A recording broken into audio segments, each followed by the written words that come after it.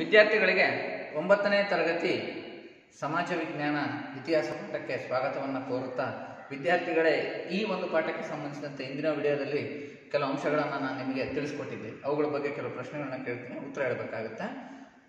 ವಿಜಯನಗರವನ್ನು ಆಳಿದ 4 ರಾಜವಂಶಗಳು ಯಾವುವು? ಸಂಗಮ, ಸಾಳ್ವ, ತುಳುವ, ಅರವೀಡು. ಸರಿ. ಹಾಗೆ ವಿಜಯನಗರ ಸಾಮ್ರಾಜ್ಯ ಯಾವ ಕದನದಿಂದಾಗಿ ಅವನತಿ ಹೊಂದಿತು? ವಿಜಯನಗರ ಸಾಮ್ರಾಜ್ಯ ಯಾವ ಕದನದಿಂದ? ತಾಳಿಕೋಟೆ ಕದನ. ಕರೆಕ್ಟ್. ಮತ್ತಿನ್ನ ಆ ತಾಳಿಕೋಟೆ ಕದನ ಯಾರ್ಯಾರ ನಡುವೆ ನಡೆಯಿತು? ವಿಜಯನಗರದ ಅರವೀಡು ವಂಶದ ರಾಮರಾಯ ಮತ್ತು ದಖನ್ನಿನ 4 ಶಾಹಿ ಸುಲ್ತಾನರ ನಡುವೆ ಈ ಒಂದು ತಾಳಿಕೋಟೆ ಯುದ್ಧ ನಡೆಯಿತು. ಹಾಗಾಗಿ ಆ ತಾಳಿಕೋಟೆ ಯುದ್ಧದಲ್ಲಿ ರಾಮರಾಯ ಸೋತಿದ್ರಿಂದ ವಿಜಯನಗರ ಸಾಮ್ರಾಜ್ಯ ಸಂಪೂರ್ಣವಾಗಿ ಅವನತಿಯನ್ನ ಹೊಂದಿತು.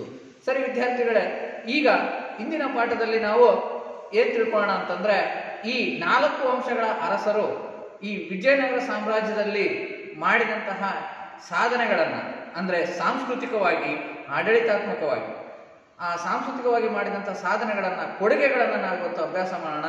ಈ ಸಾಂಸ್ಕೃತಿಕ ಕೊಡುಗೆಗಳಲ್ಲಿ ಇವರ ಆಡಳಿತ ಪದ್ಧತಿ, ಇವರ ಸೈನ್ಯ ಪದ್ಧತಿ, ಇವರ ಸಾಮಾಜಿಕ ವ್ಯವಸ್ಥೆ, ಇವರ ಆರ್ಥಿಕ ವ್ಯವಸ್ಥೆ, ವಿಜಯನಗರದ ಅರಸರ ಸಮಾಜದಲ್ಲಿದ್ದಂತಹ ಆರ್ಥಿಕ ವ್ಯವಸ್ಥೆ, ಅದೇ ರೀತಿಯಾಗಿ ಇವರು ಕಲೆ ವಾಸ್ತುಶಿಲ್ಪಕ್ಕೆ ನೀಡಿದ ಕೊಡುಗೆಗಳು, ಇವರು ಸಾಹಿತ್ಯಕ್ಕೆ ನೀಡಿದ ಕೊಡುಗೆಗಳನ್ನು ನಾವು ಈ ತರಗತಿಯಲ್ಲಿ ಅಭ್ಯಾಸ ಮಾಡ್ತೀವಿ.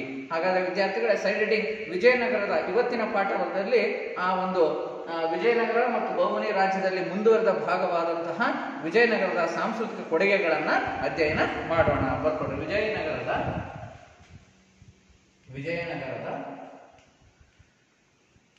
ವಿಜಯನಗರದ ಸಾಂಸ್ಕೃತಿಕ ಕೊಡುಗೆಗಳು.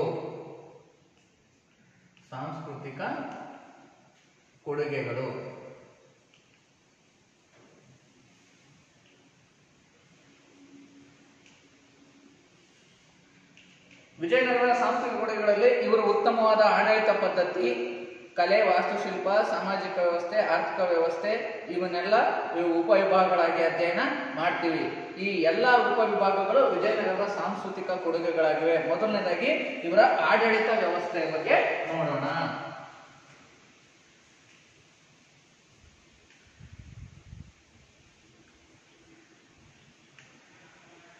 ಆಡಳಿತ ವ್ಯವಸ್ಥೆಗೆ ನೀಡಿದಂತ ಕೊಡುಗೆ ನೋಡಿ ವಿದ್ಯಾರ್ಥಿಗಳೇ, ವಿಜಯನಗರದ ಅರಸರು ಅವರ ಆಳ್ವಿಕೆ ವಂಶ ಪಾರಂಪರ್ಯವಾಗಿತ್ತು. ಅಂದ್ರೆ ಸಾಮ್ರಾಜ್ಯವನ್ನ ಆಡಳಿತದ ಅನುಕೂಲಕ್ಕಾಗಿ ಅನೇಕ ವಿಭಾಗ ಮಾಡಿದ್ರು ಕೂಡ, ರಾಜ್ಯಗಳು, ಅದೇ ರೀತಿ ನಾಡುಗಳು, ಗ್ರಾಮಗಳು, ಸೊ ಈ ರೀತಿ ವಿಭಾಗ ಮಾಡಿದ್ರು ಎಲ್ಲ ಒಂದು ಪ್ರಾಂತ್ಯಗಳ ಮೇಲ್ವಿಚಾರಣೆಯನ್ನ ರಾಜನೇ ನೋಡಿಕೊಳ್ಳುತ್ತಿದ್ದ. ಹಾಗಾಗಿ ಪ್ರಬಲ ಕೇಂದ್ರೀಕೃತ ಆಡಳಿತವನ್ನು ಅವರು ಸ್ಥಾಪಿಸಿದ್ರು. ಕೇಂದ್ರೀಕೃತ ಆಡಳಿತ, ರಾಜನೇ ಎಲ್ಲ ವಿಷಯಗಳಿಗೂ ಮುಖ್ಯ ಅಧಿಕಾರಿ, ನ್ಯಾಯ ಪರಿಪಾಲನೆ ಆಗಿರ್ಬೋದು, ಆಡಳಿತಕ್ಕೆ ಸಂಬಂಧಪಟ್ಟಂತೆ. ಇನ್ನ ಈ ಅಧಿಕಾರ ಹೇಗಿತ್ತು? ವಂಶ ಪಾರಂಪರ್ಯ ಅಂದ್ರೆ ರಾಜನ ಮಗನನ್ನೇ ಉತ್ತರಾಧಿಕಾರಿಯಾಗಿ ನೇಮಿಸ್ತಾ ಇದ್ರು. ರಾಜನ ಮಗನೇ ನಂತರ ರಾಜನಾಗಿ ಅಧಿಕಾರಕ್ಕೆ ಬರ್ತಾ ಇದ್ದ. ಈ ಒಂದು ಪ್ರತಿ ವಂಶದಲ್ಲೂ ಕೂಡ ಸಂಗಮ, ಸಾಳ್ವ, ತುಳುವ, ಅರವೀಡು ಸಂತತಿಗಳಲ್ಲಿ. ಸೊ ಹಾಗಾಗಿ ಆ ಅಧಿಕಾರ ಅನ್ನೋದೇನಾಗಿತ್ತು? ವಂಶ ಪಾರಂಪರ್ಯ. ನೋಡ್ರಿ, ವಂಶ ಪಾರಂಪರ್ಯ ಅಧಿಕಾರ. ಏನು ವಂಶ ಪಾರಂಪರ್ಯ ಅಧಿಕಾರ ಅಂತಂದ್ರೆ ನೋಡ್ರಿ, ಪಾಯಿಂಟ್ ಬರ್ಕೋಬೇಕು. ಆಡಳಿತ ವ್ಯವಸ್ಥೆಯಲ್ಲಿ ಇವರ ಕೊಡುಗೆಗಳು ಅಂದಾಗ ಅಧಿಕಾರ ವ್ಯವಸ್ಥೆ, ರಾಜನ ಮಗನೇ ರಾಜನಾಗಿ ಅಧಿಕಾರಕ್ಕೆ ಬರ್ತಕ್ಕಂಥದ್ದು ಮತ್ತು ಪ್ರಬಲ ಕೇಂದ್ರೀಕೃತ ಆಡಳಿತ ವ್ಯವಸ್ಥೆಯನ್ನ ಹೊಂದಿದ್ದು. ಮತ್ತು ಇವರು ಸಾಮ್ರಾಜ್ಯವನ್ನ ಹೇಗೆ ವಿಂಗಡಿಸಿದ್ದು? ರಾಜ್ಯಗಳು, ನಾಡುಗಳು ಮತ್ತು ಗ್ರಾಮಗಳು. ಸಾಮ್ರಾಜ್ಯವನ್ನು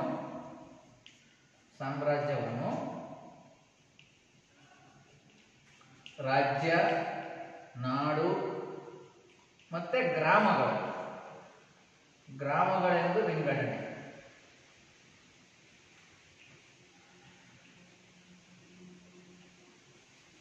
ನೋಡಿ ವಿದ್ಯಾರ್ಥಿಗಳೇ, ಈ ಭಾರತದ ನಕಾಶೆಯಲ್ಲಿ ಇವತ್ತು ಆಡಳಿತವನ್ನ ನಡೆಸುವ ದೃಷ್ಟಿಯಿಂದ ಏನಂತ ವಿಂಗಡಿಸಿದ್ದೀವಿ ನಾವು?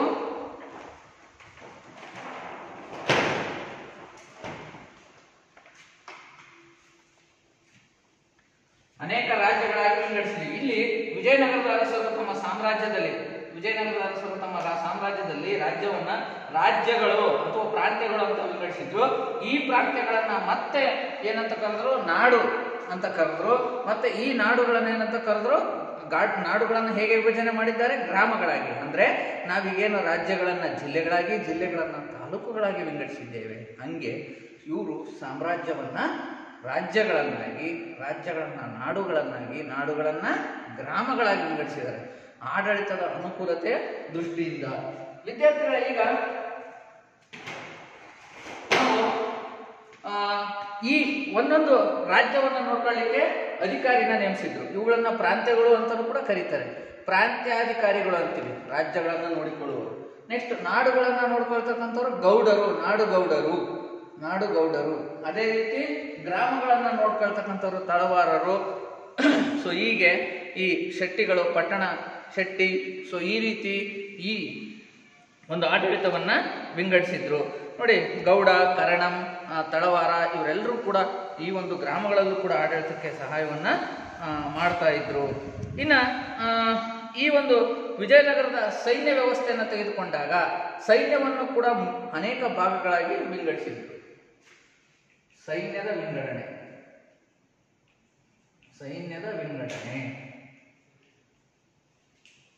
ನೋಡಿ, ರಾಜ್ಯನ ಅಂಗರಕ್ಷಕ ಪಡೆ ಅಂದ್ರೆ ರಾಜ್ಯನ ಈ ಒಂದು ಸ್ವಂತ ಸೈನ್ಯವನ್ನು ಹೊಂದಿದ್ದ. ಮತ್ತೆ ಈ ಪಾಳೆಗಾರರಿಗೆ, ನಾಯಕರು ಅಂತ ಕರಿತೀವಿ. ಸೊ ಅವರಿಗೂ ಕೂಡ ಈ ಒಂದು ಭೂಮಿಯನ್ನು ನೀಡಿ ಒಂದು ಒಪ್ಪಂದದ ಮೂಲಕ ಭೂಮಿಯನ್ನು ನೀಡಿದ್ದ. ಪಾಳೆಗಾರರಿಗೆ ಏನಪ್ಪಾ ಅಂದ್ರೆ ಯುದ್ಧದ ಸಮಯದಲ್ಲಿ ನನಗೆ ಸೈನಿಕ ಸೇವೆಯನ್ನ ನೀವು ಕಲ್ಪಿಸಬೇಕು ಅಂತ, ಅಂದ್ರೆ ಸೈನ್ಯದ ಸಮೇತ ಅವರು ಬಂದು ವಿಜಯನಗರದ ಅರಸರ ಪರವಾಗಿ ಹೋರಾಟ ಮಾಡಬೇಕು. ಭೂಮಿಯನ್ನು ಪಡೆದುಕೊಂಡಂತ ಪಾಳೆಗಾರರು, ನಾಯಕರು. ಹಾಗಾಗಿ ಇದು ಒಂದು ವಿಧ. ಮತ್ತೆ ಸ್ವತಃ ತನ್ನ ರಕ್ಷಣೆಯಾಗಿ ಇಟ್ಟುಕೊಂಡಿದ್ದಂಥ ಒಂದು ಸೈನ್ಯ, ಇನ್ನು ಮಂಡಲಾಧಿಕಾರಿಗಳ ಒಂದು ಸೈನ್ಯ. ಸೊ ಈ ರೀತಿ 3 ಭಾಗವನ್ನು ನಾವು ಕಾಣ್ತೀವಿ. ಬರ್ಕೊಡ್ರಿ. ಕಾಯಂ ತಂಡ, ಸಾಮಂತರ ಸೈನ್ಯ. ಕಾಯಂ ತಂಡ ಅಂದ್ರೆ ವಿಜಯನಗರ ಸಾಮ್ರಾಜ್ಯಕ್ಕೆ ಒಂದು ಸಿದ್ಧವಾಗಿಟ್ಕೊಂಡಿದ್ದಂಥ ಒಂದು ಸೈನ್ಯ ವಿಜಯನಗರ ಸಾಮ್ರಾಜ್ಯದಲ್ಲಿ. ಇನ್ನೊಂದು ಸಾಮಂತರ ಸೈನ್ಯ, ಅವರ ಆಡಳಿತವನ್ನು ಒಪ್ಪಿಕೊಂಡಂತ ನಾಯಕರು, ಪಾಳೆಗಾರರು, ಅವರು ಒದಗಿಸುತ್ತಿದ್ದಂತ ಸೇವೆ. ಇದನ್ನು ನಾವೇನಂತ ಹೇಳ್ತೀವಿ? ಸಾಮಂತರ ಸೈನ್ಯ. ಅದೇ ರೀತಿಯಾಗಿ ಸುಸಭ್ಯ, ರಾಜನ ರಕ್ಷಣಾ ಪಡೆ. ಸುಸಭ್ಯ, ಅದೇ ನಾನು ಹೇಳಿದೆ ಆಗಲೇ, ರಾಜನ ಅಂಗರಕ್ಷಕ ಪಡೆ ಅಂತ ಒಂದಿತ್ತು. ಒಂದು ಸೈನ್ಯ, ಅದಕ್ಕೆ ಸುಸಭ್ಯ ಸೈನ್ಯ ಅಂತೀವಿ. ಸೊ ಹೀಗೆ ಸೈನ್ಯವನ್ನ 3 ವಿಂಗಡಣೆಯನ್ನ ಮಾಡಿದ್ದು. ಇನ್ನು ಸೈನ್ಯದಲ್ಲಿ ಅನೇಕ ರೀತಿಯ ದಳಗಳಿದ್ವು. ಅಂದ್ರೆ ಅಶ್ವದಳ, ಪದಾತಿ ದಳ, ಕಾಲ್ದಳ ಅಂತ ಅರ್ಥ. ಅದೇ ರೀತಿ ಗಜಪಡೆ, ಬೃಹದಾಕಾರದ ಆನೆಗಳಿದ್ವು ಯುದ್ಧದಲ್ಲಿ ಹೋರಾಟ ಮಾಡಲಿಕ್ಕೆ. ಮತ್ತೆ ಈ ಒಂದು ಪೋರ್ಚುಗೀಸರ ಕುದುರೆಗಳು, ಅರೇಬಿಯಾದಿಂದ ತರಿಸಿರ್ತಕ್ಕಂಥ ಕುದುರೆಗಳು ವಿಜಯನಗರ ಸೈನ್ಯದ ಆಕರ್ಷಣೆಯಾಗಿದ್ವು ವಿದ್ಯಾರ್ಥಿಗಳೇ. ಹಾಗಾಗಿ ಪ್ರಬಲ ಅಶ್ವ ದಳವನ್ನ ಇವರು ಹೊಂದಿದ್ರು, ಅಶ್ವಪಡೆಯನ್ನು, ಯಾರು? ವಿಜಯನಗರದ ಅರಸರು. ಹಾಗಾಗಿ ಈ ಒಂದು ಶಾಹಿ ಸುಲ್ತಾನರ ಮೇಲೆ ದಿಗ್ವಿಜಯವನ್ನು ಸಾಧಿಸಲಿಕ್ಕೆ, ಮತ್ತೆ ಈ ಕೇರಳ, ಶ್ರೀಲಂಕಾ ಇವುಗಳ ಮೇಲೆ ಆಕ್ರಮಣ ನಡೆಸಲಿಕ್ಕೆ ಅವರು ಈ ಒಂದು ಪ್ರಬಲ ಸೈನ್ಯವನ್ನು ಹೊಂದಿದ್ದೇ ಕಾರಣ ಆಗಿತ್ತು. ಹಾಗಾಗಿ ಇವ್ರ ಕಾಲದಲ್ಲಿ ಸೈನ್ಯ ತುಂಬಾ ಪ್ರಬಲವಾಗಿತ್ತು. ಹಾಗಾಗಿ ದಕ್ಷಿಣ ಭಾರತದಾದ್ಯಂತ ಇವರು ತಮ್ಮ ಸಾಮ್ರಾಜ್ಯವನ್ನು ವಿಸ್ತರಿಸಲಿಕ್ಕೆ ಸಾಧ್ಯ ಆಯಿತು ವಿದ್ಯಾರ್ಥಿಗಳೇ. ನೋಡಿ, ಈ ಒಂದು ಸೈನ್ಯದಲ್ಲಿ ಯಾವುದೇ ಜಾತಿ ಭೇದ ಭಾವ ಇಲ್ಲ. ಒಕ್ಕಲಿಗರಾಗಿರ್ಬೋದು, ಬೇಡರಾಗಿರ್ಬೋದು, ಎಲ್ಲರಿಗೂ ಕೂಡ ಯಾವುದೇ ಜಾತಿ ಧರ್ಮ ಭೇದ ಭಾವವಿಲ್ಲದೆ ಆ ಸೈನ್ಯದಲ್ಲಿ ಸೇರಿ ಶೌರ್ಯ ಪ್ರದರ್ಶಿಸಿ ಸೈನ್ಯದಲ್ಲಿ ಉನ್ನತ ಸ್ಥಾನವನ್ನು ಪಡ್ಕೋಬಹುದಾಗಿತ್ತು. ಅಷ್ಟೇ ಅಲ್ಲದೆ ನಾಡ ಗೌಡರಾಗಿರ್ಬೋದಾಗಿತ್ತು, ಪ್ರಾಂತ್ಯಾಧಿಕಾರಿಗಳಾಗ್ಬೋದಾಗಿತ್ತು, ನಾಯಕರಾಗ್ಬೋದಾಗಿತ್ತು, ಪಾಳೆಗಾರರಾಗ್ಬೋದಿತ್ತು. ಸೊ ಹಾಗಾಗಿ ಯಾವುದೇ ಜಾತಿ ಭೇದ ಭಾವ ಇಲ್ಲದೆ ಈ ಒಂದು ಸೈನ್ಯ ಅತ್ಯಂತ ಬಲಾಢ್ಯವಾಗಿತ್ತು ವಿಜಯನಗರದಲ್ಲಿ. ಇನ್ನು ನೆಕ್ಸ್ಟ್ ಸಾಮಾಜಿಕ ವ್ಯವಸ್ಥೆ. ಇನ್ನ ಸಮಾಜಕ್ಕೆ ಏನನ್ನ ಕೊಡುಗೆಯನ್ನ ಇವರು ನೀಡಿದ್ರು? ಸಾಮಾಜಿಕ ವ್ಯವಸ್ಥೆ.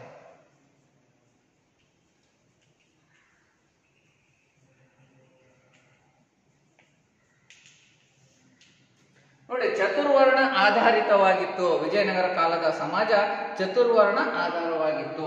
ಅಂದ್ರೆ 4 ವರ್ಣಗಳ ಆಧಾರದ ಮೇಲೆ ಈ ಒಂದು ಸಮಾಜ ನಿರ್ಮಾಣವಾಗಿತ್ತು. ಯಾವುದು? ವಿಜಯನಗರ ಸಮಾಜ ಅಂದರೆ ಬ್ರಾಹ್ಮಣ, ಕ್ಷತ್ರಿಯ, ವೈಶ್ಯ, ಶೂದ್ರ. ಅಷ್ಟೇ ಅಲ್ಲದೆ ವೃತ್ತಿ ಆಧಾರಿತ ಜಾತಿಗಳು ರೂಪುಗೊಂಡಿದ್ವು. ಉದಾಹರಣೆಗೆ ನೇಕಾರರು, ಕಮ್ಮಾರರು, ಸಮಗಾರರು. ಸೊ ಈ ರೀತಿ ಕರಕುಶಲ ಕೆಲಸವನ್ನ ಮಾಡತಕ್ಕಂತಹ, ಕರಕುಶಲ ಉದ್ಯೋಗಗಳನ್ನ ಮಾಡತಕ್ಕಂತಹ ವೃತ್ತಿಗಳು ಅವರ ಹೆಸರಿನಲ್ಲೇ ಒಂದು ಜಾತಿಗಳು ಕೂಡ ಹುಟ್ಟಿಕೊಂಡ್ವು. ಅಂತಹ ಒಂದು ಜಾತಿಯವರು ಇಲ್ಲಿ ನೆಲೆಸಿದ್ರು ವಿಜಯನಗರದಲ್ಲಿ. ಜೊತೆಗೆ ಸಮಾಜದಲ್ಲಿ ಸರ್ವಧರ್ಮ ಸಹಿಷ್ಣುತೆ ಇತ್ತು ವಿದ್ಯಾರ್ಥಿಗಳೇ. ನೋಡಿ, ಸರ್ವಧರ್ಮ ಸಹಿಷ್ಣುತೆ ಅಂತಂದ್ರೆ ಇಲ್ಲಿ ಎಲ್ಲ ಒಂದು ಧರ್ಮದವರು ವಾಸವಾಗಿದ್ರು. ವೈಷ್ಣವರು, ಕ್ರಿಶ್ಚಿಯನ್ನರು, ಅದೇ ರೀತಿಯಾಗಿ ಜೈನರು, ಮುಸ್ಲಿಮರು ಎಲ್ಲರೂ ಕೂಡ ವಾಸವಾಗಿದ್ರು. ಯಾವುದೇ ರೀತಿಯ ಭೇದ ಭಾವ, ತಾರತಮ್ಯತೆ ಈ ವಿಜಯನಗರ ಸಾಮ್ರಾಜ್ಯದ ಸಮಾಜದಲ್ಲಿ ಇರಲಿಲ್ಲ. ಇನ್ನ ಇಲ್ಲಿ ಕೆಲವೊಂದು ಆಚರಣೆಗಳನ್ನ ಮಾಡ್ತಾ ಇದ್ರು. ಯಾವ್ಯಾವ ಆಚರಣೆ? ಬಾಲ್ಯ ವಿವಾಹ, ಸತಿಸಾಗಮನ, ದೇವದಾಸಿ ಪದ್ಧತಿ. ಬರ್ಕೊಡಿ, ದೇವದಾಸಿ ಪದ್ಧತಿ. ದೇವದಾಸಿ ಪದ್ಧತಿ ಅಂತ ಆಚರಣೆಗಳು ವಿಜಯನಗರದ ಸಮಾಜದಲ್ಲಿ ರೂಢಿಯಲ್ಲಿ ಇದ್ವು. ದೇವದಾಸಿ ಪದ್ಧತಿ, ಸತಿಸಾಗಮನ ಪದ್ಧತಿ, ಅದೇ ರೀತಿ ಬಾಲ್ಯ ವಿವಾಹ ಪದ್ಧತಿಗಳು. ಇನ್ನು ಗೊತ್ತಿದೆ ದೇವದಾಸಿ ಪದ್ಧತಿ, ಇವೆಲ್ಲ ಮಹಿಳೆಯರನ್ನ ಶೋಷಿಸ್ತಕ್ಕಂಥ ಪದ್ಧತಿಗಳು. ಸತಿಸಾಗಮನ ಆಗಿರ್ಬೋದು, ಬಾಲ್ಯ ವಿವಾಹ ಆಗಿರ್ಬೋದು, ಇಂಥ ಒಂದು ಆಚರಣೆಗಳು ವಿಜಯನಗರ ಸಾಮ್ರಾಜ್ಯದಲ್ಲಿ ಇದ್ವು. ಮತ್ತಿಲ್ಲಿ ವಿಶೇಷವಾಗಿ ಅನೇಕ ಹಬ್ಬಗಳನ್ನು ಆಚರಣೆ ಮಾಡ್ತಾ ಇದ್ರು. ಹೋಳಿ, ದೀಪಾವಳಿ, ದಸರಾ. ಸೊ ಇಲ್ಲಿ ವಿಜಯನಗರದ ಸಾಮ್ರಾಜ್ಯದ ಒಂದು ವಿಶೇಷ ಹಬ್ಬ ಯಾವುದಪ್ಪ ಅಂದ್ರೆ ಮಹಾನವಮಿ ಅಥವಾ ದಸರಾ ಹಬ್ಬ. ನೋಡಿ, ಇಡೀ ಭಾರತ ದೇಶಕ್ಕೆ ಪರಿಚಯಿಸಿದ ಒಂದು ಸಾಮ್ರಾಜ್ಯ. ದಸರಾ ಹಬ್ಬವನ್ನು ಪರಿಚಯಿಸಿದ್ದು ಮೊದಲು ಯಾವ ಸಾಮ್ರಾಜ್ಯದವರು ಅಂತಂದ್ರೆ ವಿಜಯನಗರ ಸಾಮ್ರಾಜ್ಯದವರು. ಬಹಳ ವಿಶೇಷವಾಗಿ ಈ ಒಂದು ಹಬ್ಬಗಳು ನಡೀತಾ ಇದ್ವು. ಈ ಹಬ್ಬಗಳಿಗೆ ನೆರೆಹೊರೆಯ ಸಾಮ್ರಾಜ್ಯಗಳ ರಾಜರುಗಳು, ಮಾಂಡಲಿಕರು, ಮಂಡಲೇಶ್ವರರು, ಅವರು ಸಾಮಂತ ದೊರೆಗಳು ಆಗಮಿಸುತ್ತಾ ಇದ್ರು. ಯಾವ ಒಂದು ವೈಭವದ ಹಬ್ಬವನ್ನ ನೋಡ್ಲಿಕ್ಕೆ, ದಸರಾ ಹಬ್ಬವನ್ನ ನೋಡ್ಲಿಕ್ಕೆ ವಿದ್ಯಾರ್ಥಿಗಳೇ. ಹಾಗಾಗಿ ಮಹಾನವಮಿ ದಿಬ್ಬ ಅಂತಾನೆ ಈ ಒಂದು ವಿಜಯನಗರದ ಅರಸರ ಒಂದು ಸ್ಮಾರಕ ನಿರ್ಮಾಣ ಆಗಿದೆ. ಅದು ಹಂಪೆಯಲ್ಲಿದೆ. ವಿಜಯನಗರ ಸಾಮ್ರಾಜ್ಯದ ರಾಜಧಾನಿ ಯಾವುದು? ಹಂಪೆ. ಸೊ ಅಲ್ಲಿ ಈ ಒಂದು ಮಹಾನವಮಿ ದಿಬ್ಬವನ್ನು ನಾವಲ್ಲಿ ಕಾಣ್ತೀವಿ. ಅಲ್ಲಿ ಈ ದಸರಾ ಹಬ್ಬ ಅನ್ನೋದು ಬಹಳ ವೈಭವದಿಂದ ನಡೀತಾ ಇತ್ತು. ಸೊ ಅದನ್ನ ನಾವು ಕಲೆ ವಾಸ್ತುಶಿಲ್ಪದಲ್ಲಿ ಬಂದಾಗ ತಿಳ್ಕೊಳ್ಳೋಣ, ಮಹಾನವಮಿ ದಿಬ್ಬದ ಬಗ್ಗೆ. ಇನ್ನ ನೆಕ್ಸ್ಟ್ ಸಂಗೀತ ನೃತ್ಯಗಳು ಕೂಡ ಅವು ಒಂದು ಹೆಚ್ಚು ಹೆಸರುವಾಸಿಯಾಗಿದ್ದು, ಸಂಗೀತ ನೃತ್ಯಗಳಿಗೆ ರಾಜರು ಪ್ರೋತ್ಸಾಹವನ್ನು ನೀಡಿದ್ರು. ಅರಮನೆಗಳಲ್ಲಿ, ದೇವಾಲಯಗಳಲ್ಲಿ ಅವು ನಡೀತಾ ಇದ್ವು. ಇನ್ನು ನೆಕ್ಸ್ಟ್ ಆರ್ಥಿಕ ವ್ಯವಸ್ಥೆ. ಇವರ ಆರ್ಥಿಕ ವ್ಯವಸ್ಥೆ.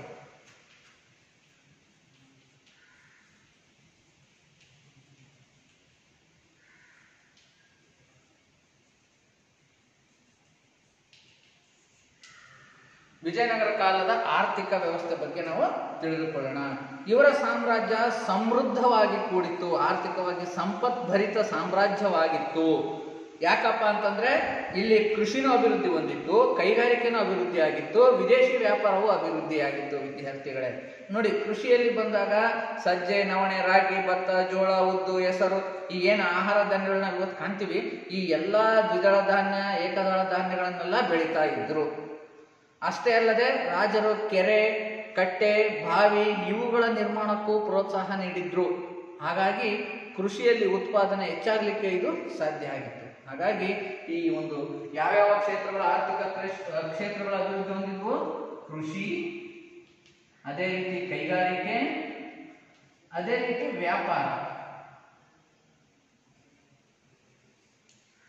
ಈ ಮೂರು ಕ್ಷೇತ್ರಗಳ ಅಭಿವೃದ್ಧಿಯನ್ನ ಹೊಂದಿದ್ವು. ಹಾಗಾಗಿ ಇದು ಒಂದು ಆರ್ಥಿಕ ಸಂಪದ್ಭರಿತ ರಾಜ್ಯವಾಗಿತ್ತು.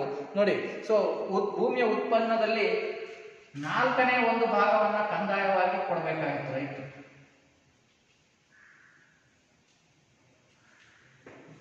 ಕೃಷಿ ಭೂಮಿಯ 4ನೇ ಒಂದು ಭಾಗ ಭೂ ಕಂದಾಯವನ್ನ ಉತ್ಪಾದನೆಯಲ್ಲಿ, ಕೃಷಿ ಉತ್ಪಾದನೆಯಲ್ಲಿ ಎಷ್ಟು ಭಾಗ? 4ನೇ ಒಂದು ಭಾಗವನ್ನ ಭೂ ಕಂದಾಯವಾಗಿ ರಾಜನಿಗೆ ಕೊಡ್ತಾ ಇದ್ರು ರೈತರು. ಸೊ ಅದೇ ರೀತಿ ಭೂಮಿಯನ್ನ ಅನೇಕ ಹಿಡುವಳಿಗಳಾಗಿ ವಿಂಗಡಿಸಿದ್ರು. ಗೇಣಿ, ನೋಡಿ, ಗುತ್ತಿಗೆ, ಸಿದ್ಧಾಯ, ವಾರ, ಗಡಿ. ಸೊ ಅಂದ್ರೆ ಅವುಗಳ ಫಲವತ್ತತೆಯನ್ನ ಆಧರಿಸಿಬಿಟ್ಟು ಹೀಗೆ ಒಂದು ಗೇಣಿ, ಗುತ್ತಿಗೆ, ಸಿದ್ದಾಯ, ವಾರ, ಗಡಿ ಅಂತ ವಿಂಗಡಣೆಗಳನ್ನ ಮಾಡಿದ್ದಾರೆ. ಇನ್ನು ನೆಕ್ಸ್ಟ್, ಈ ರಾಜ್ಯಾದಾಯಕ್ಕೆ ಕೊಡುಗೆಗಳು ಯಾವ ಮೂಲದಿಂದ ಬರ್ತಾ ಇದ್ದು? ರಾಜನಿಗೆ ಸಂಪತ್ತಿನ ಮೂಲ. ಒಂದು ಭೂಕಂದಾಯ ಅಂತ ಹೇಳಿದೆ, ಇನ್ನೊಂದು ತೆರಿಗೆ. ಈ ವ್ಯಾಪಾರಿಗಳು ಏನ್ ಮಾಡ್ತಾ ಇದ್ರು, ಜಾತ್ರೆ ಸಂತೆಗಳಲ್ಲಿ ಆ ವ್ಯಾಪಾರಿಗಳ ಮೇಲೆ ತೆರಿಗೆ ಹಾಕ್ತಕ್ಕಂಥದ್ದು, ಮತ್ತೆ ದಾರಿ ಸುಂಕ. ಅದೇ ರೀತಿ ಇನ್ನೊಂದು ಆಮದು ರಫ್ತು ವ್ಯಾಪಾರದ ಮೇಲೆ ವಿಧಿಸುತ್ತಿದ್ದ ತೆರಿಗೆ. ಸೊ ಹೀಗೆ ಇವೆಲ್ಲವೂ, ಮತ್ತೆ ಸಾಮಂತ ಅರಸರು ನೀಡುತ್ತಿದ್ದ ಕಪ್ಪ ಕಾಣಿಕೆ, ಇವೆಲ್ಲವೂ ಕೂಡ ರಾಜ್ಯಾದಾಯದ ಮೂಲಗಳಾಗಿದ್ದವು ವಿದ್ಯಾರ್ಥಿಗಳೇ. ಇನ್ನ ಕೈಗಾರಿಕೆ ಬಂದಾಗ ಬಟ್ಟೆ ನೇಯ್ಗೆ ಎಂತಕ್ಕಂಥ ಕೈಗಾರಿಕೆ ವಿಶೇಷವಾಗಿ ಹೆಚ್ಚು ಪ್ರಸಿದ್ಧಿಯನ್ನು ಪಡೆದುಕೊಳ್ಳುತ್ತೆ ಈ ಒಂದು ವಿಜಯನಗರ ಸಾಮ್ರಾಜ್ಯದಲ್ಲಿ. ಹಾಗಾಗಿ ನೇಯ್ಗೆ ಉದ್ಯಮಗಳ ಕುರುಹುಗಳು ಕೂಡ ಲಭ್ಯ ಆಗಿವೆ. ಹಾಗಾಗಿ ಬಟ್ಟೆ ನೇಯ್ಗೆ ಕೈಗಾರಿಕೆಯಿಂದ ಈ ಒಂದು ವಿಜಯನಗರ ಸಾಮ್ರಾಜ್ಯ ಅದನ್ನು ರಫ್ತು ಮಾಡ್ತಿತ್ತು ಅಂತಲೂ ಕೂಡ ತಿಳ್ಕೋಬಹುದು. ಸೊ ಕೈಗಾರಿಕೆಯಲ್ಲಿ ಬಂದಾಗ ಬಟ್ಟೆ ನೇಯ್ಗೆ, ಬಟ್ಟೆಯನ್ನ ನೇಯುವುದು. ಸೊ ಈ ಒಂದು ಕೈಗಾರಿಕೆ ಹೆಚ್ಚು ಅಭಿವೃದ್ಧಿಯನ್ನ ಹೊಂದಿತ್ತು. ಇನ್ನು ವ್ಯಾಪಾರಕ್ಕೆ ಬಂದಾಗ ಮಸಾಲೆ, ಏಲಕ್ಕಿ, ಲವಂಗ, ಚಕ್ಕೆ, ದಾಲ್ಚಿನ್ನಿ, ವಜ್ರಗಳು ಇವುಗಳನ್ನ ರಫ್ತು ಮಾಡ್ತಾ ಇದ್ರು ಬೇರೆ ಸಾಮ್ರಾಜ್ಯಕ್ಕೆ, ಯುರೋಪಿಗೆ. ಅದೇ ರೀತಿಯಾಗಿ ಕುದುರೆಗಳನ್ನ ಆಮದು ಮಾಡ್ಕೊಂತ ಇದ್ರು. ಸೊ ಹೀಗೆ ವಜ್ರಗಳು, ಏಲಕ್ಕಿ, ದಾಲ್ಚಿನ್ನಿ ಮುಂತಾದ ಸಾಂಬಾರ್ ಪದಾರ್ಥಗಳನ್ನ ರಫ್ತು ಮಾಡ್ತಾ ಇದ್ರು. ಅವ್ರಿಗೆ ಬೇಕಾದಂಥ ಕುದುರೆಗಳು, ಇನ್ನಿತರ ವಸ್ತುಗಳನ್ನ ಆಮದು ಮಾಡ್ಕೊಳ್ತಾ ಇದ್ರು. ಹಾಗಾಗಿ ಒಟ್ಟಾರೆಯಾಗಿ ವಿದೇಶಿ ವ್ಯಾಪಾರದಲ್ಲಿ ಇವರ ರಫ್ತೇ ಹೆಚ್ಚಾಗಿತ್ತು, ರಫ್ತಿನ ಪ್ರಮಾಣ. ಹಾಗಾಗಿ ರಾಜ್ಯಕ್ಕೆ ಸಾಕಷ್ಟು ಆದಾಯ ಬರ್ತಾ ಇತ್ತು. ಆರ್ಥಿಕವಾಗಿ ಸುಭಿಕ್ಷತೆಯಿಂದ ಕೂಡಿತ್ತು. ಯಾವ ಸಾಮ್ರಾಜ್ಯ? ವಿಜಯನಗರ ಸಾಮ್ರಾಜ್ಯ. ನೋಡಿ, ಹಾಗಾಗಿ ಇವ್ರ ಕಾಲದಲ್ಲಿ ವ್ಯಾಪಾರಕ್ಕೆ ಅನುಕೂಲ ಆಗಲಿ ಅಂತಾನೆ ಬೆಳ್ಳಿ, ಚಿನ್ನ, ತಾಮ್ರದ ನಾಣ್ಯಗಳು ಚಲಾವಣೆಯಲ್ಲಿದ್ವು. ಉದಾಹರಣೆಗೆ ಆ ನಾಣ್ಯಗಳನ್ನ ಬರ್ಕೊಡ್ರಿ. ಬೆಳ್ಳಿಯ ನಾಣ್ಯಗಳನ್ನ ಏನಂತ ಕರೀತಾರೆ? ಅವರ ರಾಜಲಾಂಛನ ಯಾವುದು? ವರಹ. ಸೊ ಹಾಗಾಗಿ ಈ ಒಂದು ಚಿನ್ನದ ನಾಣ್ಯಗಳಿಗೆ ಉದಾಹರಣೆ ವರಹ ಬರ್ಕೊಡ್ರಿ. ಯಾವ ನಾಣ್ಯಗಳು ಹೊರಡಿಸಿದ್ರು ವಿಜಯನಗರದ ಅರಸರು? ಚಿನ್ನದ ವರಹ, ಚಿನ್ನದಿಂದ ಮಾಡಿರ್ತಕ್ಕಂಥದ್ದು. ಗದ್ಯಾಣ ಮತ್ತು ಪಗೋಡ, ಗದ್ಯಾಣ ಮತ್ತು ಪಗೋಡ. ಇನ್ನ ಬೆಳ್ಳಿ ತಾರಾ ನಾಣ್ಯ, ಬೆಳ್ಳಿಯ ತಾರ ಎಂತಕ್ಕಂಥ ನಾಣ್ಯ ಚಲಾವಣೆಯಲ್ಲಿತ್ತು. ಅದೇ ರೀತಿ ತಾಮ್ರದ್ದು ಪಣ, ದುಡ್ಡು, ಕಾಸು. ಸೊ ಈ ಮಾದರಿಯದ್ದು ದುಡ್ಡು, ಕಾಸು, ಪಣ ಎಂತಕ್ಕಂಥದ್ದು ಯಾವ ಲೋಹದಿಂದ ಮಾಡಿದಂತಹ ಹಣ? ತಾಮ್ರದಿಂದ ಮಾಡಿದಂತಹ ಹಣ. ಸೊ ಹೀಗೆ ತಾಮ್ರ,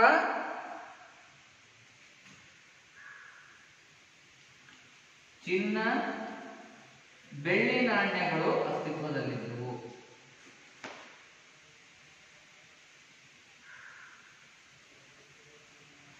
ಇಲ್ಲಿ ವಿಜಯನಗರದ ಅರಸರಲ್ಲಿ. ಹಾಗಾಗಿ ಈ ಒಂದು ವ್ಯಾಪಾರ ಸುಭಿಕ್ಷತೆಯಿಂದ ನಡೀತಾ ಇತ್ತು ವಿದ್ಯಾರ್ಥಿಗಳೇ. ಇನ್ನು ನೆಕ್ಸ್ಟ್ ಇವರ ಧಾರ್ಮಿಕ ವ್ಯವಸ್ಥೆ ಬಗ್ಗೆ ತಿಳಿದುಕೊಳ್ಳೋಣ. ಧಾರ್ಮಿಕ ವ್ಯವಸ್ಥೆ. ಈಗ ನಾನು ಕೆಲವು ಪ್ರಶ್ನೆ ಕೇಳ್ತೀನಿ, ಉತ್ತರ ಹೇಳಬೇಕಾಗುತ್ತೆ.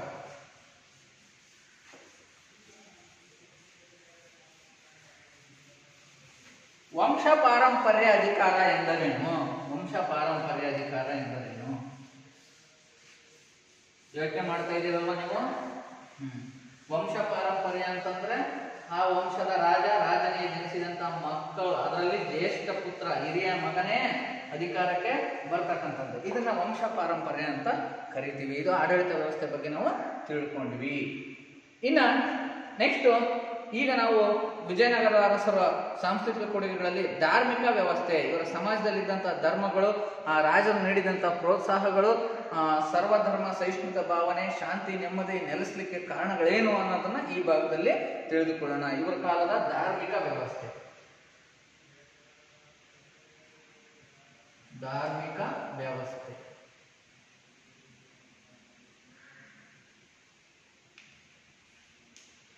ನಾನೀಗಾಗಲೇ ಹೇಳಿದೆ, ಎಲ್ಲಾ ಧರ್ಮೀಯರು ಬಹಳ ಶಾಂತಿ ನೆಮ್ಮದಿಯಿಂದ ಜೀವನ ನಡೆಸ್ತಾ ಇದ್ರು. ಯಾವ್ಯಾವ ಧರ್ಮದವರು? ಹಿಂದೂ, ಅದೇ ರೀತಿಯಾಗಿ ಮುಸ್ಲಿಂ, ಅದೇ ರೀತಿಯಾಗಿ ಜೈನರು, ಅದೇ ರೀತಿ ಕ್ರಿಶ್ಚಿಯನ್ನರು. ಸೊ ಎಲ್ಲ ಸಮಾನ ಆಶ್ರಯವನ್ನ ನೀಡಿದ್ರು ವಿಜಯನಗರದ ಅರಸರು. ಹಾಗಾಗಿ ಸರ್ವಧರ್ಮ ಸಮನ್ವಯತೆಯನ್ನ ಸಾಧಿಸಿದಂತಹ ಒಂದು ಹಿಂದೂ ಸಾಮ್ರಾಜ್ಯ ಯಾವುದು ವಿಜಯನಗರ ಸಾಮ್ರಾಜ್ಯ. ಹಿಂದೂಗಳು ಹೆಚ್ಚಿನ ಸಂಖ್ಯೆಯಲ್ಲಿದ್ರು, ಎಲ್ಲಾ ಧರ್ಮೀಯರಿಗೆ ಸಮಾನ ಪ್ರೋತ್ಸಾಹ ನೀಡಿದ್ರು, ಆ ಒಂದು ಶಾಂತಿಯುತ ಆಳ್ವಿಕೆಯನ್ನು ನೀಡಿದ್ರು. ಯಾವುದೇ ರೀತಿ ನೀನು ಮುಸ್ಲಿಂ, ನೀನು ಹಿಂದೂ, ನೀನು ಜೈನ ಅಂತ ಅಂದ್ಬಿಟ್ಟು ತಲೆಗಂದಾಯವನ್ನು ವಿಧಿಸೋದು ಇದು ಯಾವುದನ್ನು ಮಾಡಿರಲಿಲ್ಲ. ನೋಡಿ ವಿದ್ಯಾರ್ಥಿಗಳೇ, ಈ ಹಿಂದೂಗಳಲ್ಲಿ ಮತ್ತೆ ಈ ಶೈವರು ಮತ್ತು ವೈಷ್ಣವರು ಅಂತ ಪಂಗಡಗಳಾಗ್ತವೆ. ಶೈವ ಮತ್ತೆ ವೈಷ್ಣವ. ಸೊ ವಿಜಯನಗರದ ಅರಸರು ಪ್ರಾರಂಭದಲ್ಲಿ ಶೈವ ಮತಕ್ಕೆ ಒಲಿದಿದ್ರು ಕೂಡ ನಂತರದಲ್ಲಿ ವೈಷ್ಣವ ಮತಕ್ಕೆ, ವಿಷ್ಣುವಿನ ಆರಾಧನೆಗೆ ಹೆಚ್ಚು ಪ್ರೋತ್ಸಾಹವನ್ನ ನೀಡಿದ್ರು. ಸೊ ಹಾಗಾಗಿ ವೈಷ್ಣವ ಧರ್ಮೀಯರು ಅನೇಕ ರಾಜರು ರಾಜಾಶ್ರಯವನ್ನ ನೀಡ್ತಾರೆ, ವೈಷ್ಣವ ಧರ್ಮವನ್ನ ರಾಜಧರ್ಮ ಅಂತ ಸಾಕ್ತಾರೆ. ಸೊ ಹಾಗಾಗಿ ಕೆಲವೊಂದ್ಸಲ ಏನಾಯ್ತು, ಈ 1ನೇ ಬುಕ್ಕರಾಯ ಆಡಳಿತ ನಡೆಸ್ತಕ್ಕಂಥ ಸಮಯದಲ್ಲಿ ವೈಷ್ಣವರಿಗೂ ಮತ್ತು ಜೈನರಿಗೂ ಭಿನ್ನಾಭಿಪ್ರಾಯಗಳು ಬಂದು ಮತವನ್ನ ಆಚರಣೆ ಮಾಡುವುದಕ್ಕೆ ಸಂಬಂಧಿಸಿದಂತೆ. ಆಗ ಆ ಬುಕ್ಕರಾಯ ಏನ್ ಮಾಡ್ದ, ಅವರಿಬ್ಬರ ನಡುವೆ ಉಂಟಾದಂತಹ ವಿವಾದಗಳನ್ನ ಬಗೆಹರಿಸಿದ, ಜೈನರಿಗೂ ಮತ್ತೆ ವೈಷ್ಣವರಿಗೂ. ನಂತರ ಬಂದಂತಹ ಅರಸರು ಎಲ್ಲರಿಗೂ ಸಮಾನ ಆಶ್ರಯ ನೀಡಿ ಮಸೀದಿಗಳನ್ನು ಕಟ್ಟಲಿಕ್ಕೆ ಅವಕಾಶ ಕೊಟ್ಟರು, ಚರ್ಚ್ಗಳನ್ನು ನಿರ್ಮಿಸಲಿಕ್ಕೆ ಅವಕಾಶಗಳನ್ನು ಕೊಟ್ಟರು, ಅದೇ ರೀತಿ ಜೈನರ ಬಸದಿಗಳನ್ನ, ಅದೇ ರೀತಿ ದೇವಾಲಯಗಳನ್ನ ಕಟ್ಟಲಿಕ್ಕೆ ಅವಕಾಶವನ್ನ ಮಾಡಿಕೊಟ್ರು. ಹಾಗಾಗಿ ಇದೊಂದು ಸರ್ವಧರ್ಮ ಸಮನ್ವಯತೆಯನ್ನ ಸಾಧಿಸಿದಂತಹ ರಾಜ್ಯ ಯಾವುದು, ವಿಜಯನಗರ ಸಾಮ್ರಾಜ್ಯ. ಸರಿ ವಿದ್ಯಾರ್ಥಿಗಳೇ, ಕ್ರಿಶ್ಚಿಯನ್ರು ಹೇಗೆ ಬಂದ್ರು ಅಂದ್ರೆ ಪೋರ್ಚುಗೀಸರೊಂದಿಗೆ ನಿಕಟ ಸಂಪರ್ಕ, ವ್ಯಾಪಾರ ಸಂಪರ್ಕವನ್ನ, ಮಿತ್ರತ್ವ ಸಂಪರ್ಕ ಹೊಂದಿದ್ರಿಂದ ಪೋರ್ಚುಗೀಸರು ವಿಜಯನಗರದ ಸಾಮ್ರಾಜ್ಯಕ್ಕೆ ಬಂದಿದ್ರು. ಹಾಗಾಗಿ ಅವರಿಗೂ ಕೂಡ ಅನುಕೂಲ ಆಗುವಂತೆ ಅವರ ಧರ್ಮದ ಆಚರಣೆಗೆ ಆ ಒಂದು ಚರ್ಚ್ಗಳ ನಿರ್ಮಾಣಕ್ಕೂ ಕೂಡ ಇವರು ಗಮನವನ್ನ ಕೊಟ್ಟಿದ್ರು, ಪ್ರೋತ್ಸಾಹವನ್ನ ನೀಡಿದ್ರು. ಇನ್ನು ನೆಕ್ಸ್ಟ್ ಸಾಹಿತ್ಯಕ್ಕೆ ನೀಡಿದಂತ ಕೊಡುಗೆ.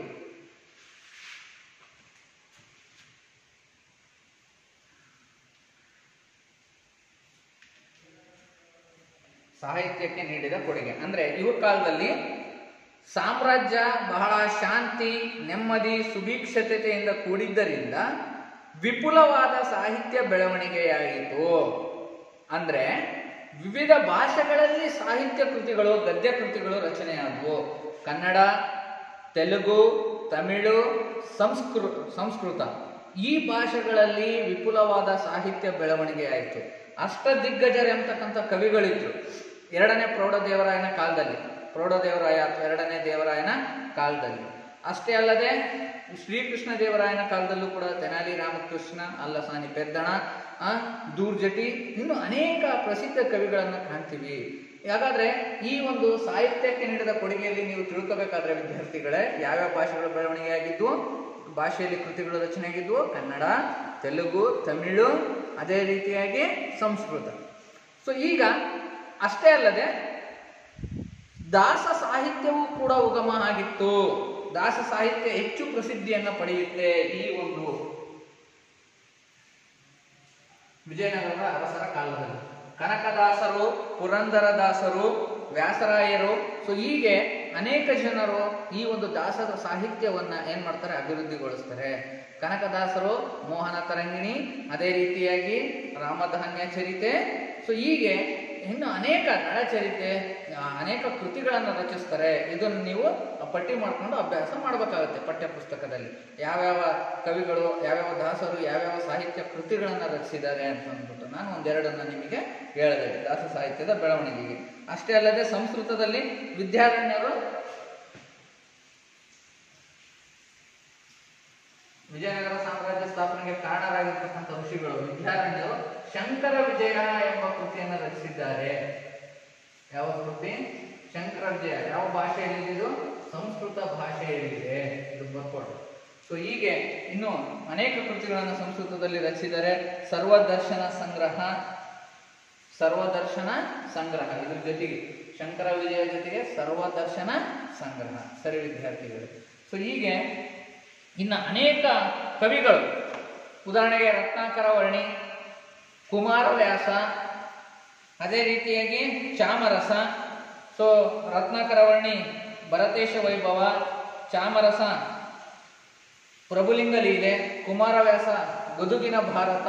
ಸೊ ಹೀಗೆ ಅನೇಕ ಕೃತಿಗಳು ಈ ಒಂದು ಕಾಲದಲ್ಲಿ ರಚನೆ ಆದವು. ಅದೇ ರೀತಿ ಲಕ್ಕಣ್ಣ ದಂಡೇಶ, 2ನೇ ದೇವರಾಯನ ದಂಡನಾಯಕ ಲಕ್ಕಣ್ಣ ದಂಡೇಶ, ಅವನು ಶಿವತತ್ವ ಚಿಂತಾಮಣಿ ಎಂಬ ಶೈವ ಕೃತಿಯನ್ನು ಅವನು ರಚಿಸಿದ್ದಾರೆ. ನೋಡಿ, ಹೀಗೆ ಕಂಪನ ರಾಣಿ ಗಂಗಾದೇವಿ ಮಧುರಾ ವಿಜಯಂ ಎಂಬತಕ್ಕಂಥ ಕೃತಿಯನ್ನು ರಚಿಸಿದ್ದಾರೆ. ಆ ಮಧುರಾ ವಿಜಯಂನಲ್ಲಿ ಕಂಪಣ್ಣನ ಈ ಒಂದು ದಂಡಯಾತ್ರೆಯನ್ನ, ಮಧುರೆಯ ದಂಡಯಾತ್ರೆ ಮತ್ತು ಮಧುರೆಯ ಸ್ಥಳದ ಬಗ್ಗೆ ಒಂದು ಮಾಹಿತಿಯನ್ನ ನೀಡುತ್ತೆ. ಯಾವುದು? ಮಧುರಾ ವಿಜಯಂ ಎಂಬುವ ಕೃತಿ ಗಂಗಾದೇವಿ ರಚಿಸಿರೋದು. ಸೊ ಹೀಗೆ ಈ ಒಂದು ತೆನಾಲಿ ರಾಮಕೃಷ್ಣ, ಅಲ್ಲಸಾನಿ ಪೆದ್ದಣ, ಇನ್ನು ಅನೇಕ ರೀತಿಯ ಕವಿಗಳು ಈ ಒಂದು ಸಾಮ್ರಾಜ್ಯದಲ್ಲಿ ನೆಲೆಸಿ ಸಾಹಿತ್ಯವನ್ನು ಶ್ರೀಮಂತಗೊಳಿಸಿದ್ದಾರೆ. ಇಲ್ಲಿ ಒಂದು ಚಟುವಟಿಕೆಯನ್ನು ಕೊಡ್ತಾ ಇದ್ದೀನಿ ನಾನು ನಿಮಗೆ. ಏನಪ್ಪಾ ಅಂತಂದ್ರೆ, ಇವ್ರ ಕಾಲದಲ್ಲಿದ್ದಂಥ ಕವಿಗಳು ಮತ್ತು ಅವರು ಬರೆದ ಕೃತಿಗಳ ಒಂದು ಪಟ್ಟಿಯನ್ನು ಸಂಗ್ರಹಿಸಿ, ಕವಿಗಳು ಮತ್ತು ಅವರು ರಚಿಸಿದ ಕೃತಿಗಳ ಪಟ್ಟಿಯನ್ನು ರಚಿಸಿ, ಗ್ರಂಥಗಳ ಪಟ್ಟಿಯನ್ನು, ಇದು ಒಂದು ಚಟುವಟಿಕೆ. ಒಂದು ಪೇಜ್ ತುಂಬ ಬರೀಬೇಕಾಗುತ್ತೆ ನೀವು ಅವರ ಸಾಹಿತ್ಯಕ್ಕೆ ನೀಡಿದಂಥ ಕೊಡುಗೆಯನ್ನ ಅಭ್ಯಾಸ ಮಾಡಿಬಿಟ್ಟು. ಇನ್ನು ನೆಕ್ಸ್ಟ್ ಕಲೆ ಮತ್ತು ವಾಸ್ತುಶಿಲ್ಪ. ಕಲೆ ಮತ್ತು ವಾಸ್ತುಶಿಲ್ಪ.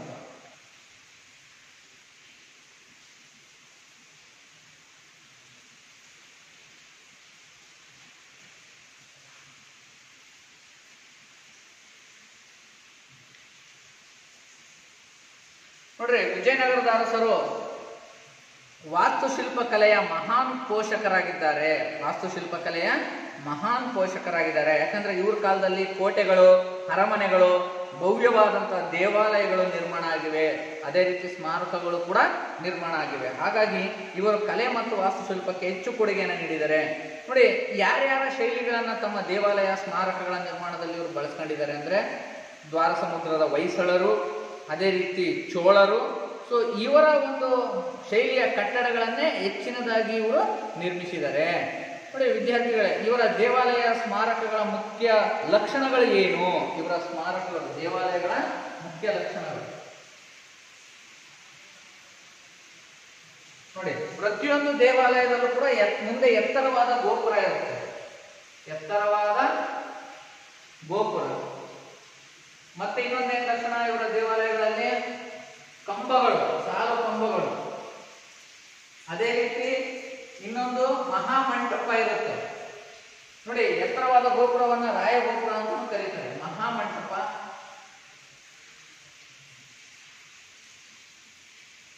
ಸೊ ಹೀಗೆ ಅನೇಕ ಈ ಒಂದು ಲಕ್ಷಣಗಳನ್ನ ಇವರ ದೇವಾಲಯಗಳು ಒಳಗೊಂಡಿವೆ. ವಿದ್ಯಾರ್ಥಿಗಳು, ಇವರ ದೇವಾಲಯಗಳು ಒಳಗೊಂಡಿರ್ತಕ್ಕಂಥ ಲಕ್ಷಣಗಳನ್ನ ಬರೀರಿ ಅಂದ್ರೆ ಇವನ್ನ ಬರೀಬೇಕು. ಇವರ ದೇವಾಲಯಗಳು ಎಲ್ಲೆಲ್ಲಿದಾವೆ ಬರ್ಕೊಡ್ರಿ. ಲೇಪಾಕ್ಷಿ, ಮ್ಯಾಪಲ್ಲಿ ನೋಡೋಣ ನಾವೀಗ. ಲೇಪಾಕ್ಷಿ, ಹಂಪಿ, ನಂದಿ, ಅದೇ ರೀತಿ ಶೃಂಗೇರಿಯ ದೇವಸ್ಥಾನ, ಶಂಕರ ದೇವಸ್ಥಾನ, ಶಾರದಾಂಬೆ, ಶೃಂಗೇರಿ. ಸೊ ಹೀಗೆ ಕಾಳಹಸ್ತಿ, ಇಲ್ಲೆಲ್ಲ ಇವರ ಈ ಒಂದು ದೇವಾಲಯಗಳನ್ನ, ಸ್ಮಾರಕಗಳನ್ನು ನಾವು ಗಮನಿಸಬಹುದು. ಕಾರ್ಕಳ, ಅದೇ ರೀತಿ ಶ್ರೀಶೈಲ, ಕೋಲಾರ,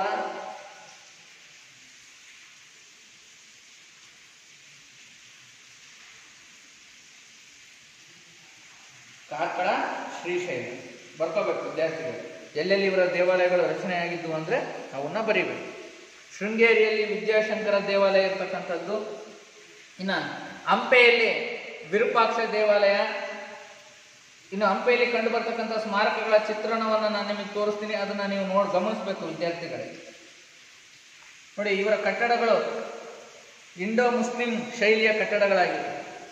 ಇಂಡೋ ಮುಸ್ಲಿಂ ಶೈಲಿಯ ಕಟ್ಟಡಗಳು.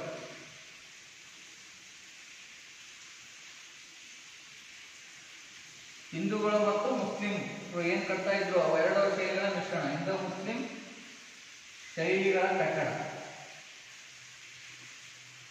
ನಿರ್ಮಾಣವಾಗಿದೆ. ನೋಡಿ ವಿದ್ಯಾರ್ಥಿಗಳ, ನಿಮಗೆ ನಕಾಶೆಯನ್ನು ತೋರಿಸ್ತೀನಿ. ಇವುಗಳಲ್ಲಿ ಹಂಪೆಯಲ್ಲಿ ನಿರ್ಮಾಣ ಆಗಿರ್ತಕ್ಕಂತಹ ಒಂದು ವಿಜಯನಗರದ ಅರಸರಿಗೆ ಸಂಬಂಧಪಟ್ಟಂತಹ ದೇವಾಲಯಗಳ ಈ ಒಂದು ಕಲೆ ವಾಸ್ತುಶಿಲ್ಪಕ್ಕೆ ನೀಡಿದಂತಹ ಕೊಡುಗೆಗಳು. ನೋಡಿ, ಮೊಟ್ಟ ಮೊದಲನೇದಾಗಿ ಕಂಡು ಬರ್ತಕ್ಕಂಥದ್ದು ಹಂಪೆಯಲ್ಲಿ ವಿಜಯನಗರದ ಅರಸರು ನಿರ್ಮಿಸಿರ್ತಕ್ಕಂತಹ ವಿರೂಪಾಕ್ಷ ದೇವಾಲಯ. ಕೃಷ್ಣದೇವರಾಯ ಇದಕ್ಕೆ ಮಹಾಮಂಟಪವನ್ನು ನಿರ್ಮಿಸಿದ್ದಾರೆ. ನೋಡಿ, ಎತ್ತರವಾದ ಗೋಪುರ ಕಂಡು ಬರ್ತಾ ಇದೆ, ಇದು ಅದರ ಒಂದು ಪ್ರಮುಖ ಲಕ್ಷಣ. ಇನ್ನೊಂದಿದೆ, ಸೊ ನರಸಿಂಹದೇವರು. ಸೊ ಆ ಒಂದು ನರಸಿಂಹದೇವರ ಒಂದು ಚಿತ್ರವನ್ನು ನೀವೀಗ ನೋಡ್ತಾ ಇದ್ದೀರಿ, ಅದು ಕೂಡ ಹಂಪೆಯಲ್ಲಿ ಕಂಡು ಬರ್ತಕ್ಕಂಥದ್ದು. ಇನ್ನು ಅದೇ ರೀತಿಯಾಗಿ ಇನ್ನೊಂದಿದೆ, ಸೊ ಕಮಲ್ ಮಹಲ್ ಅಂತ, ಆ ಕಮಲ್ ಮಹಲ್ನ ಚಿತ್ರವನ್ನು ಇದು ಕೂಡ ಹಂಪಿಯಲ್ಲಿ ಕಂಡು ಬರುತ್ತೆ, ಅದನ್ನು ತಾವು ಕೂಡ ಗಮನಿಸಬೇಕು. ನೋಡಿ, ಇದು ಇಂಡೋ ಮುಸ್ಲಿಂ ಶೈಲಿಯಲ್ಲಿ ನಿರ್ಮಾಣವಾಗಿರುವ ಕಟ್ಟಡ.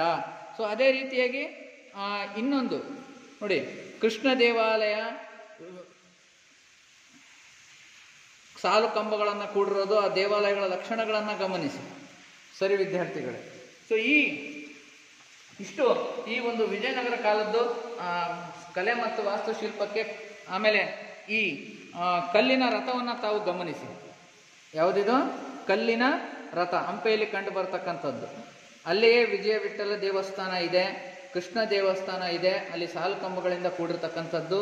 ಮತ್ತು ಇನ್ನು ಈ ಒಂದು ಬಡವಿಲಿಂಗ ಗುಡಿ ಅಂತಂದ್ಬಿಟ್ಟು ಅಲ್ಲಿ ಹಂಪೆಯಲ್ಲಿ ಇದು ಕಂಡು ಬರುತ್ತೆ ವಿದ್ಯಾರ್ಥಿಗಳೇ. ಸರಿ, ಸೊ ಇಷ್ಟು ಅಷ್ಟೇ ಅಲ್ಲದೆ ಕಡಲೆಕಾಲು ಗಣೇಶ, ಸಾಸಿವೆ ಗಣೇಶ ಎಂಬತಕ್ಕಂತಹ ವಿಗ್ರಹಗಳನ್ನು ಕೂಡ ನಾವು ಹಂಪೆಯಲ್ಲಿ ನಾವು ಕಾಣ್ತೀವಿ ವಿದ್ಯಾರ್ಥಿಗಳೇ. ನೋಡಿ, ಇದು ಕಂಡು ಬರ್ತಕ್ಕಂಥದ್ದು ಸಾಸಿವೆ ಕಾಳು ಗಣಪತಿ ವಿಗ್ರಹ. ಇಲ್ಲಿ ಕಂಡು ಬರ್ತಕ್ಕಂಥದ್ದು ಗಜಶಾಲೆ. ನೋಡಿ, ಇಂಡೋ ಮುಸ್ಲಿಂ ದಾರ್ಶನಿಕ ಶಾಲೆಯಲ್ಲಿ ಆನೆಗಳನ್ನು ಕಟ್ಟಲಿಕ್ಕೆ ಬಳಸ್ತಕ್ಕಂಥ ಒಂದು ಸ್ಮಾರಕ ಗಜಶಾಲೆ. ಸೊ ಇಷ್ಟು ಅಂಶಗಳನ್ನು ನಾವು ಗಮನಿಸಿದಾಗ ಇವರು ಕಲೆ ವಾಸ್ತುಶಿಲ್ಪಕ್ಕೆ ಹೆಚ್ಚಿನ ಕೊಡುಗೆಯನ್ನು ನೀಡಿದ್ರು ಅಂತ ನಮಗೆ ತಿಳಿದು ಬರುತ್ತೆ. ಇನ್ನು ಇವರು ಹಂಪೆಯ ಸುತ್ತಲೂ 7 ಭದ್ರವಾದ ಕೋಟೆಗಳನ್ನು, 7 ಸುತ್ತಿನ ಕೋಟೆಯನ್ನು ಹೊಂದಿದ್ರು. ಅದರಲ್ಲಿ 3 ಸುತ್ತಿಗಾಗಲೇ ಅವನತಿ 4 ಸುತ್ತನ್ನು ನಾವು ಕಾಣ್ತಾ ಇದ್ದೀವಿ. ಹಾಗಾಗಿ ಕೋಟೆಗಳು, ಈ ಒಂದು ಅರಮನೆಗಳು ಇವುಗಳ ನಿರ್ಮಾಣ ಆಗಿದೆ. ಇನ್ನು ಸಂಗೀತ ಮತ್ತು ನೃತ್ಯಕ್ಕೆ ನೀಡಿದಂಥ ಕೊಡುಗೆ ವಿದ್ಯಾರ್ಥಿಗಳೇ, ಲಾಸ್ಟ್ ಸಂಗೀತ ಮತ್ತು ನೃತ್ಯ.